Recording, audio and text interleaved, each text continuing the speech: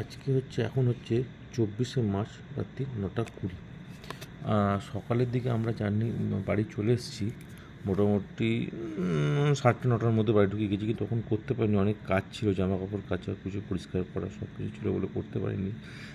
তাই এখন ভিডিওটা করছি। আচ্ছা, আমার কিছু কথা বলা আছে। 1 নম্বর কথা হচ্ছে, উত্তরপ্রদেশ থেকে আসার সময় আমরা একটা দেখলাম, উত্তরপ্রদেশ থেকে গাড়ি যখন বিহারে ঢুকছে তখন বাপু কি রিজার্ভেশন, কি এসি কামরা, লোকাল ডেলি প্যাসেঞ্জারি পাবলিকরা কোনো তোয়াক্কা করে না। ওরা উঠে, এমনকি আমি শুয়ে আছি, আমাকে তুলে দিয়ে বসে আমি বসবো। 1 নম্বর কথা। 2 নম্বর কথা, টিটিও তাদেরকে কিছু বলতে পারে না। 3 নম্বর কথা হচ্ছে সেটা হচ্ছে যে উত্তরপ্রদেশে গেলে পরে হোটেল বলো বা টোটোওয়ালা বলো, সবার সাথেই দাম দর করে নেবা।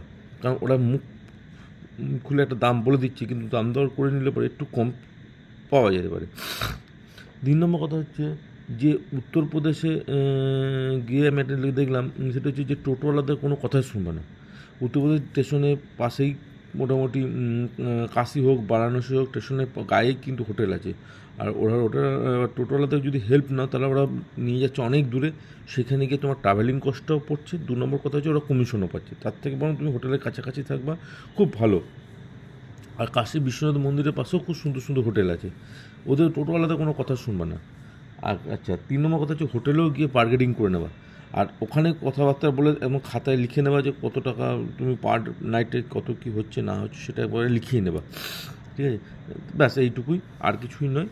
আচ্ছা, কোনো যদি ডিফেন্সের লোক হও বা পুলিশের লোক হও, তোমার কাছে যদি আইডি কার্ড থাকে, তাহলে আইডি কার্ড অবশ্যই নিয়ে যাবে। তাহলে পরে ভিআইপি লাইনে গেলে পরে, তোমার কাশী বিশ্বনাথে গেলে পরে ভিআইপি লাইনে তোমাকে ঢুকিয়ে দেবে, কোনো ওটা চাপ হবে, শুধু আইডি কার্ডটা নিয়ে গেলেই হবে।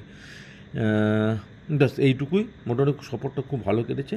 যদি ভালো কোনো যদি ভিডিও এডিটিংয়ের সঙ্গে যদি কোনো সমস্যা হয়ে থাকে বা কিছু হয়ে থাকে, কারো যদি কোনো সাজেশন দেওয়া